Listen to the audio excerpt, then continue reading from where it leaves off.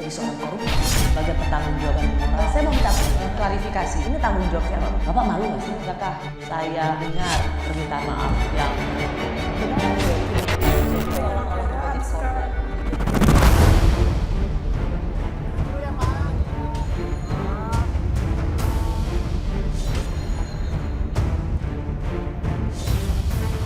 Pak Prabowo bertemu tokoh oposisi siapa aja sih, tak perlu tahu. Oh, saya nggak tahu namanya, lupa ya.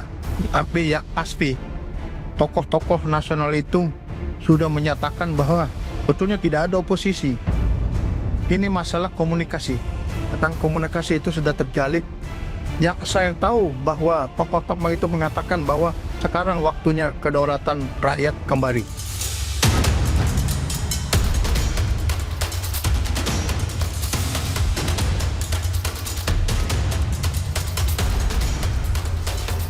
Pak Presiden terbuka untuk berdialog, menerima masukan, kemudian juga beliau menjelaskan program-program yang dalam 1 tahun lebih beberapa bulan ini beliau jalankan yang semua memang berorientasi untuk kepentingan rakyat.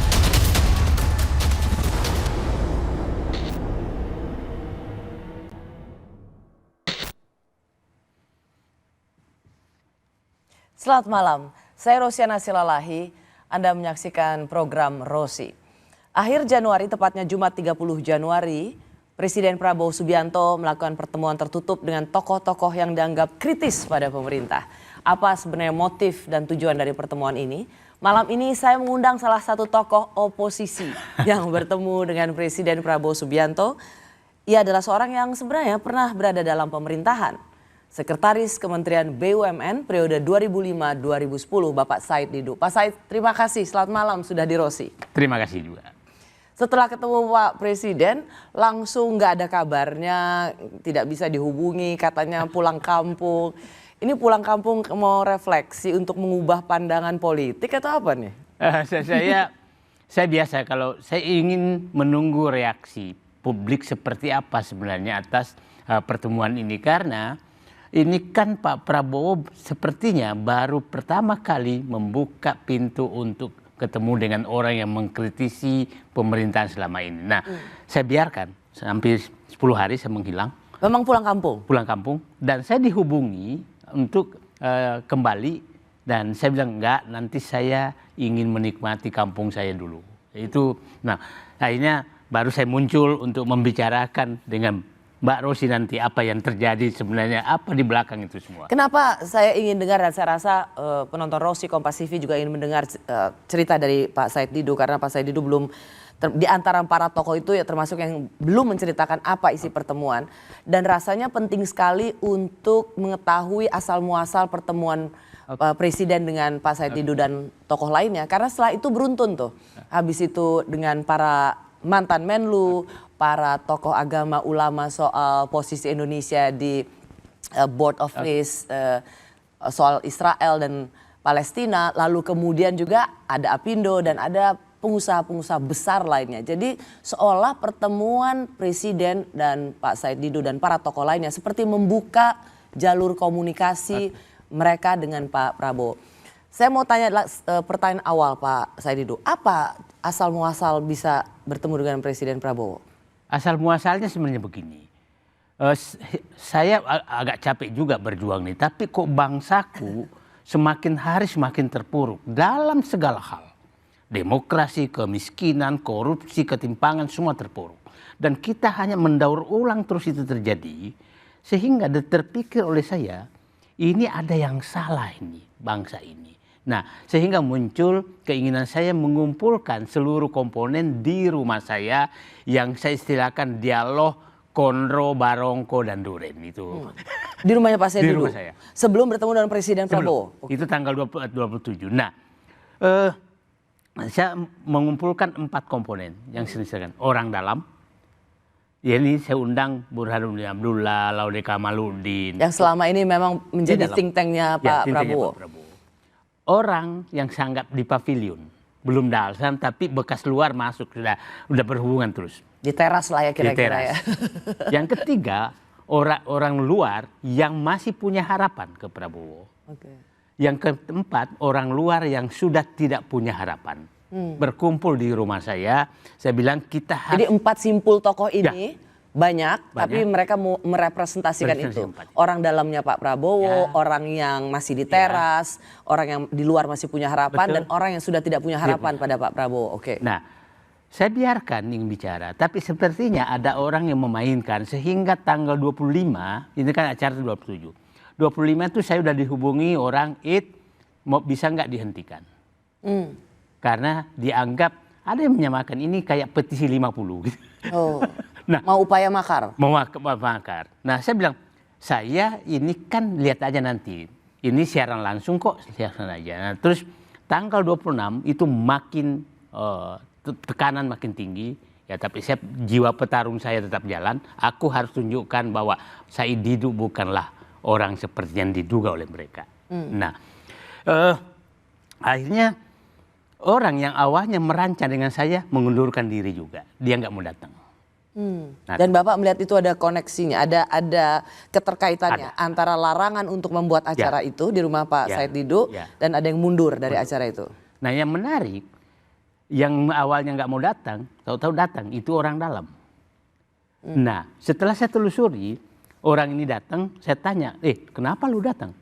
Aku disuruh dari dalam untuk mengikuti apa acara ini. Oke. Nah, berjalan lah Mbak Rosina. Terus orang yang diutus ini, dia bilang kasih tahu saya jam 3 sudah melapor ke dalam. Karena kesimpulan kita saat itu hanya menyatakan bahwa sebenarnya perusak bangsa ini adalah karena kedaulatan sudah diambil. Yang lain itu hanya dayang-dayang pelaksana berbangsa dan bernegara. Presiden pun ditentukan oleh yang sudah mengambil kedaulatan, yaitu oligarki. Semua sudah diambil. Jadi kedaulatan politik, hukum, ekonomi, sumber daya alam dan wilayah sudah terambil. Nah, sehingga kita menyimpulkan ini kalau kita terus diadu mereka dengan dukung-mendukung, bangsa ini akan hancur. Oke, sebentar supaya penonton Rosi bisa tahu relevansinya. Jadi Pak Said Didu membuat satu acara yang dicurigai atau ditengarai bisa menjadi upaya makar. Sehingga bahkan salah satu inisiasi acara itu mengundurkan diri. Dan kemudian ada semacam orang dalam yang datang ke acara dan melihat sendiri isi acara itu. Dan ternyata bisa dibilang sama sekali jauh dari upaya makar. Apakah karena acara ini yang kemudian tidak ditandai sebagai upaya makar, makanya Pak Said Didu jadi bertemu presiden? Sepertinya karena kesimpulannya adalah itu. Kami beroposisi terhadap orang yang menghalangi kembalinya kedaulatan. Itu kesimpulan kita. Clear tuh ya? Ya, itu dilaporkan oleh orang diutus ini dan kelihatannya Pak Presiden mengambil, ini oke nih. Ini oke nih kesimpulan ini. Nah, kami tidak beroposisi ke Prabowo, kami tidak beroposisi, tapi oposisi kami adalah siapapun yang pernah yang memegang kedaulatan itu, mengambil kedaulatan itu, siapa yang pernah menyerahkan, itulah oposisi kami ke sana. Nah, jadi itulah sebenarnya cikal bakal mengapa Bapak bertemu dengan presiden. Apakah betul ya Pak ya, oleh diinisiasi juga atau Pak Safri Samsudin yang ikut membuka jalan? Sepertinya saya nggak tahu karena bukan dia yang menghubungi saya. Nah, orang yang diutus itu menyatakan tolong. Nah, setelah itu ini kan tanggal 27, 28 saya sudah dihubungi, siapkan 5 orang untuk menghadap presiden. Oke. Untuk tanggal Jadi 30. Pak Said Didu diminta untuk menyiapkan 5 orang. Oke. Untuk tanggal 31 awalnya di Hambalang. Tahu-tahu dimajukan. Nah, saya bilang begini, jangan saya menyiapkan. Jadi saya kirim puluhan nama. Yang hadir semua saya pilih, silakan dipilih. Siapa yang dipilih oleh istana, nah akhirnya terpilihlah 5 orang itu kan dengan saya. Nah itu, jadi yang memilih adalah mereka. Gitu. Mereka yang memilih. Itu kejadiannya sebenarnya. Jadi sebenarnya mungkin Pak Presiden menyatakan loh, teman seperjuangan saya ada di luar. Yang selama ini mungkin dihalangi seakan-akan musuh. Padahal agenda kita kebetulan sama. Apakah 5 tokoh yang kemudian kita sudah tahu sama-sama ada Pak Said Didu, Pak Abraham Samad, ada mantan Kabar Eskrim, ada Siti Zuhro. Nah, apakah ini representasi keahlian atau menurut Bapak ini representasi mereka, suara-suara kritis mereka? Saya tidak tahu kriterianya karena seperti umpamanya Ferry Amsari kan hadir juga. Semua nama yang itu saya dapat Pak, Ferry Amsari nggak hadir dong? hadir. Ferry Tempat- Amsari? Nggak di tempat saya, di rumah saya. Oh oke. Jadi semua yang hadir itu saya kirim. Nah, Oh, oke. Semua yang hadir yang Bapak undang Ya. yang tadi Ya. dicurigai Ya. sebagai upaya makar itu Bapak kasih listnya ke Kasih. presiden Ya. atau ke utusan ke presiden. utusan. Silahkan dipilih Silakan oleh dipilih. istana. Nah, dipilihlah 5 itu. Jadi saya nggak tahu apa kriteria digunakan untuk memilih. Gitu. Pak Safri, kemudian tadi kita lihat cuplikan pernyataan Pak Safri. Tidak ada tokoh, tidak ada oposisi di negara ini. Apakah memang Pak Said Didu juga sekarang tidak lagi bersifat oposan dalam hal ini? Mungkin kalau dalam terminologi di demokrasi kita tidak ada oposisi tapi bersuara kritis lagi. Apakah karena sudah bertemu dengan presiden, seorang Said Didu sekarang melempem? Saya tidak punya bakat diam kalau melihat sesuatu. Saya tidak, pasti saya akan teriak. Saya akan teriak. Lihat setelah itu kan saya masih teriak bagaimana transmigrasi di gua diambil tanahnya.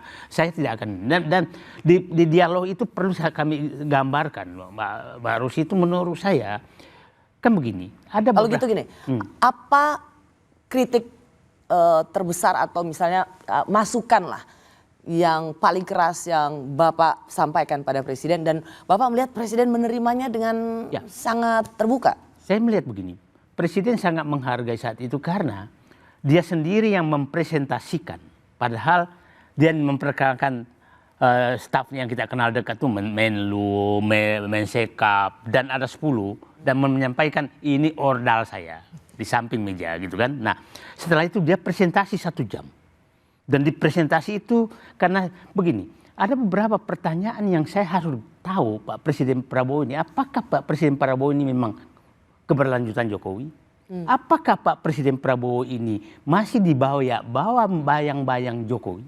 Itu kan harus, apa sih, apakah Presiden Prabowo ini sebenarnya masih betul hanya omon-omon, tidak berani ngambil keputusan? Itu kan yang tertanam di ini saya dari dialog itu. Nah, apakah Pak Prabowo ini memang dengan pasangannya Capres ini memang itu pasangan yang sesuai dengan keinginan atau ada sesuatu? Itu di kepala saya. Dan apakah Prabowo ini memang masih bisa diharapkan untuk memberantas korupsi dan mengambil kedaulatan oligarki? Itu yang tertanam. Dan malam itu terjawab semua. Terjawab. Semua itu terjawab. Nah, jadi semua pertanyaan Bapak tentang suatu hal yang sebenarnya saat menjadi juga banyak pertanyaan orang, apakah itu dijawab langsung oleh karena pertanyaan Pak Said Didu atau dari penjelasannya Pak Prabowo? Dari penjelasan, kan begini, saya tidak bisa menanya itu karena pasti ini politik. Tapi saya menangkap, saya kasih contoh begini. Bapak Presiden sekarang itu dari 7 presiden sebelumnya, baru kali ini ada presiden yang berani menyinggung oligarki. Baru kali ini. Dan dengan Bapak menyinggung itu bagaikan itu Bapak sudah masuk musuh akan bangkit semua. Dan saya bilang, Bapak sudah sampai di titik to kill or to be killed. Bapak membunuh atau dibunuh. Dan Bapak, mohon maaf, waktu Bapak tidak lama loh Pak, tidak panjang. Dan Bapak saya menganggap Bapak masih lambat untuk mengambil. Nah saya agak keras gitu. Nah saya tunggu beliau ini, dia enggak biasa aja. Nah akhirnya dia menjelaskan semua, ini begini, intinya begini. Kan pada saat presentasi dia sebutkan nama. Inilah perampok negara, perampoknya sekian, caranya menyimpannya begini. Sampai dia menyatakan, bayangkan under invoice saja oleh orang-orang ini, itu 1,2 triliun dolar. 1,2 triliun dolar, artinya 20.000 triliun selama 30 tahun. Dan dia bilang, ini orang-orangnya ini aja yang melakukan itu. Nah, terus dia jelaskan lagi, ini kita harus kasih pelajaran, ini nggak bisa, harus dihentikan orang ini beli begini. Nah, oke, artinya saya masih percaya bahwa dia tidak omon-omon nih. Nah, setelah itu sebut nama itu ya Pak ya? Sebut nama. Dan menariknya Bu Rosi, jadi ya agar Pak Bi paham, nama-nama yang disebutkan itu tidak jauh beda dengan nama yang sering saya sebutkan. Secara terbuka? Secara terbuka. Jadi ya itu nama-namanya dan begini. Oke. Kalau begitu begini, saya jadi penasaran. Apakah nama-nama yang disebutkan Presiden ketika bertemu dengan Anda Pak Said Didu adalah juga nama-nama yang bertemu di 2 malam lalu. Kami kembali sesaat lagi.